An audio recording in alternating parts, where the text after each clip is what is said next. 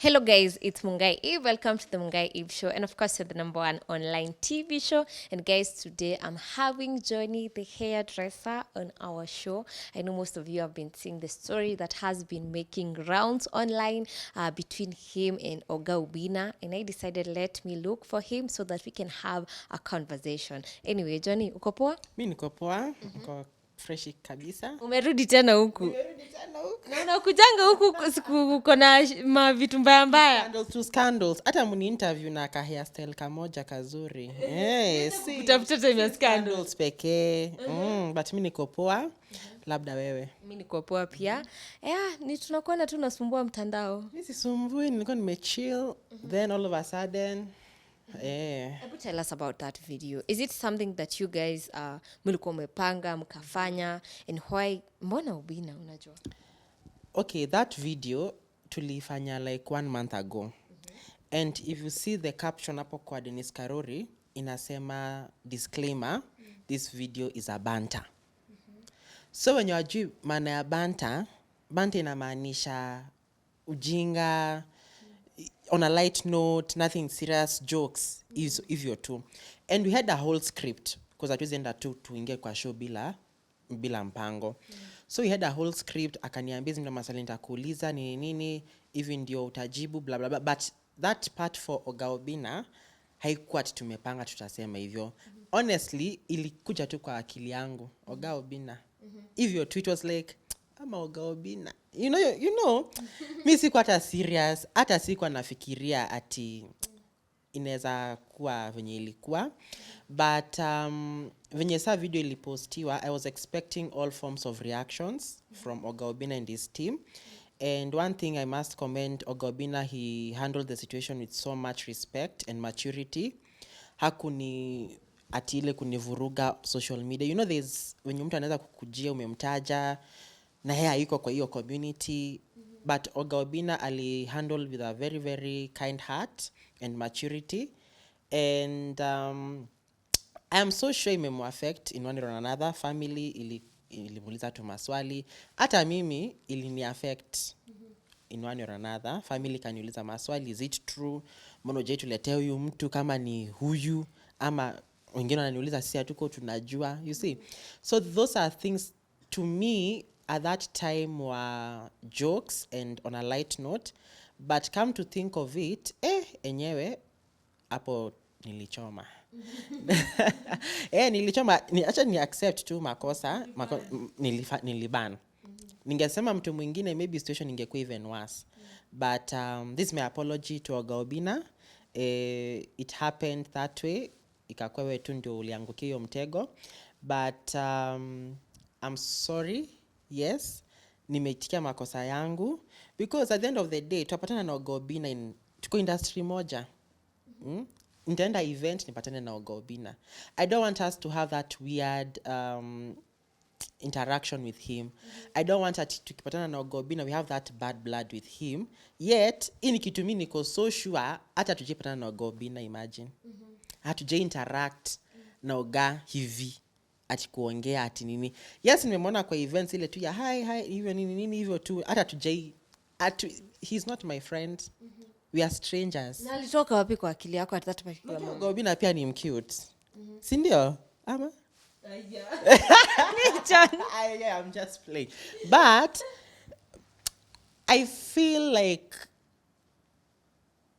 I don't know. Hewa kweli. Sitasamehewa. So I feel like, imagine Oga Obinna, me, I'm a fan wa Oga Obinna. He's a good radio presenter, he's a good MC, he's a good entertainer, he's a good our jokes comedian, he's a good comedian. So I am a fan, all right? And I feel he's more receptive and he's more open-minded and he respects people with their own sexualities and everything. So I was kind of playing safe to mention him, not because he's part of the community or anything, because hata mimi sijai confirm or deny those allegations or anything. But I felt like Oga Obinna, he can, he can understand like this from a very very light note.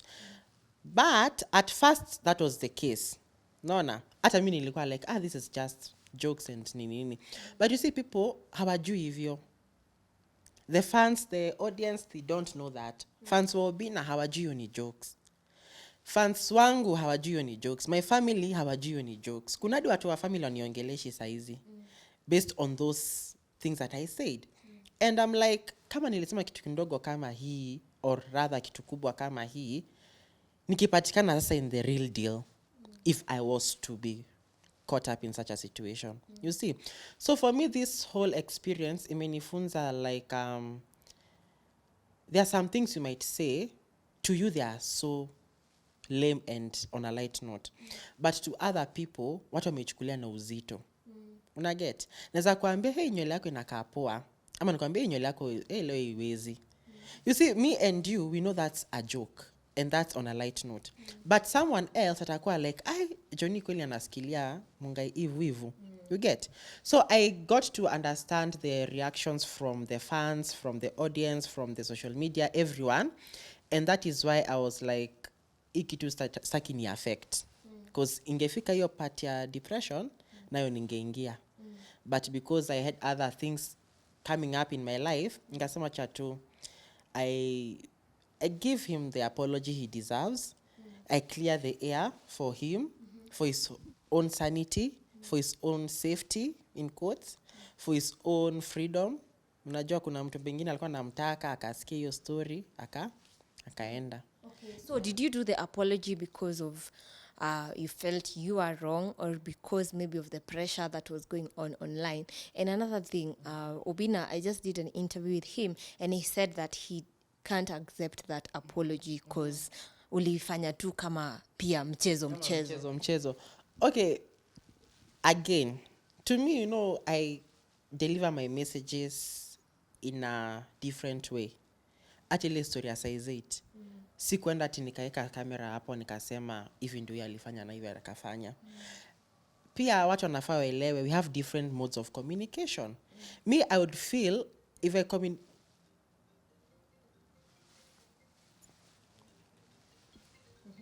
okay.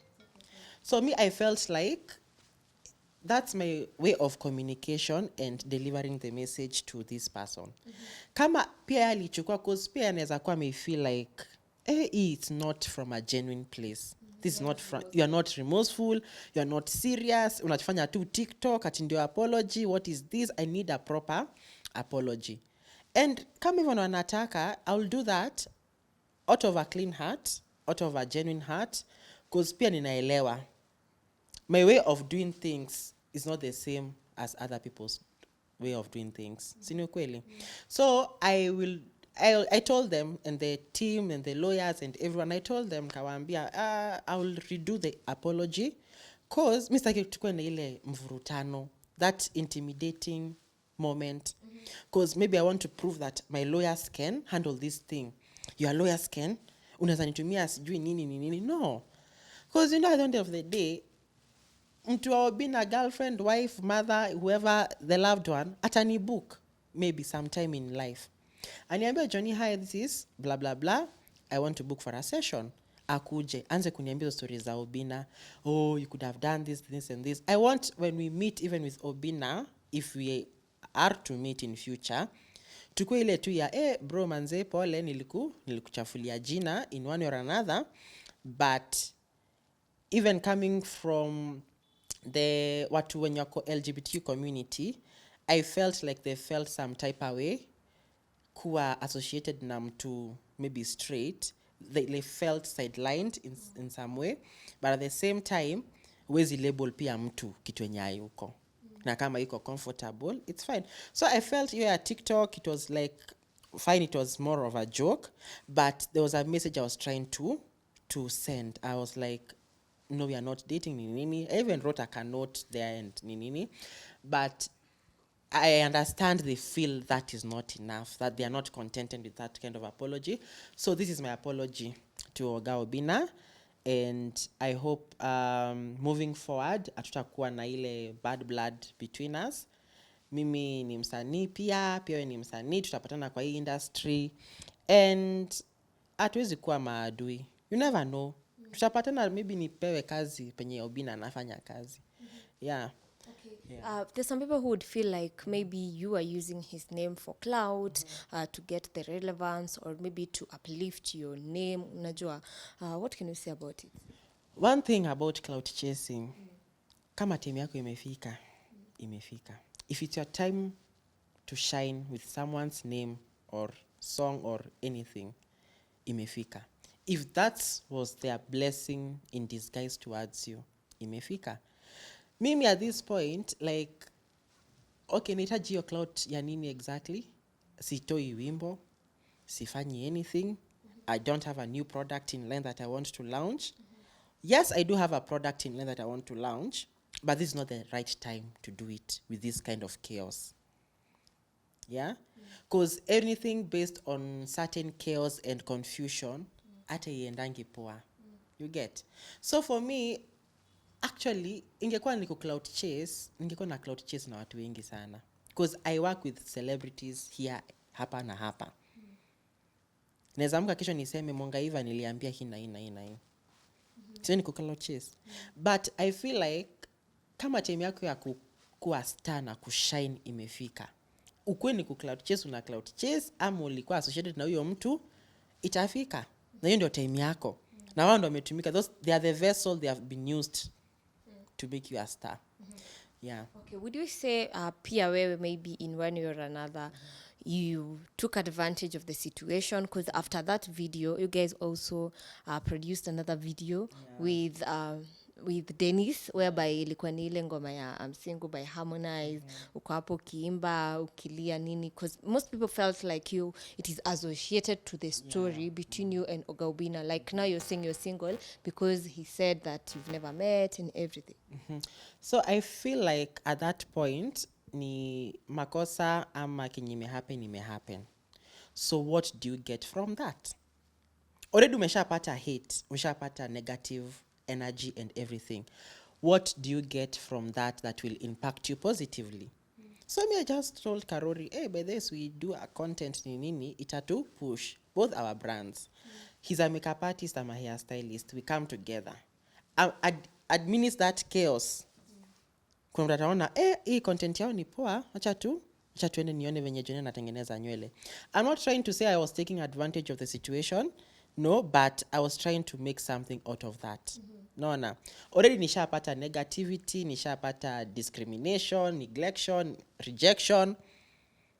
So, because pia mimi nilikuwa imeni affect in some way, because I'm like, watu wananitusi, wananiambia vitu, nani kitu ni uongo, it's not even real. This is just some made up everything. So mimi nikasema to let me just make hay. Yeah. Inasema ngoje when the sun? I don't know. Anyway, moving forward, of course Obinna has a family. Yeah, we normally see the kids wako pale online, YouTube. Did you consider maybe probably they are big enough, they might come across the videos and everything, and if maybe one day they come across them, what can you tell them? You know about someone's sexuality. Either umeanikwa ama hujaanikwa, itajileta tu yenyewe. Yes. What do you mean? What I mean, either ukue in the closet ama ukue tu nje, utajulikana tu in one way or another. So at your party ya kukua consideration ati uko na family nini, the kids will know the truth at the end of the day. Naona, hata kama imesemwa huyu alikuja akasema allegations nini, of course they will ask questions, watakuwa like, na mbona huyu alisema, mbona ikuwa mtu mwingine nini. But if Oga is truly a genuine person in terms of his sexuality and everything, the kids will know. Hata unajua sisters zako na brothers zako, so unajua, na unajua huyu simuonangi vizuri, hajai kuambia, na hujaisikia na mtu. Lakini ukisikia na mtu unaweza confirm, unaweza deny. Sawa? So at that point we put into consideration, because sexuality is not something that you need to explain to anyone about. Yeah. It's a personal decision. Kama hivyo ndo umeamua, the same way Mongai hivyo endo kiambianga watu, oh, I am straight, I am straight, I am straight. The same way with the LGBTQ community. They need not to justify the people who they are. Because you know sexuality is not personality. It's who you are. Hiyo sio ati tabia umechukua huku. Ingekuwa ni tabia unachukua huku, mimi nimeenda boarding school ya machali, high school ya machali. I grew up with my brother. Like I've grown with people who have that masculine energy. Yeah? And because I have that feminine energy, hainifanyi nikue any person lesser. So hiyo part ya sexuality ati kama I did not put in consideration sijui family ni nini, they know and they will confirm or deny wao wenyewe tu. Okay. Maybe you can tell us, you've said that pia wewe ilikuwa affect. In which ways did the story affect you and what are the impacts? Okay, the story got me when I was in a very, very hard space where I was not even able to function wenye nafanyanga vitu zangu. I was in a very, very low state at that time. Last week, Sunday, Monday, your time. I was not okay. Personal reasons. Hata si story ya ogani ni nini. And at that time hata sikuwa na simu yangu ati nijione nina trend. Nilikuwa naambiwa na watu, Jonny una trend. So I'm like, niko kwa mashida tu zangu at the pits of my problems. Then hii story ndio imekuja and it doesn't come easy. No. It comes with backlash, discrimination, matusi, negativity. Like trending is the most draining thing neza ambia mtu inaweza fanyia nini watu. Kukua ukitrend at ile time ulikuwa na trend, ulikuwa na feel aje? Exactly, yeah. So inakudrain mentally, spiritually, physically, because you have to think about it. You have to check on the comments. Nikiingia tu Instagram picha yangu na Obinna hapo. Nikienda TikTok ndo nina trend hapo.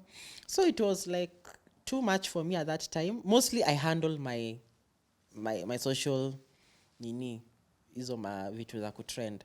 But this one got me on chokehold. Hiyo nililemewa. But I found a way to make a happy moment for that and to accept the situation now that it is there. What next? Yeah?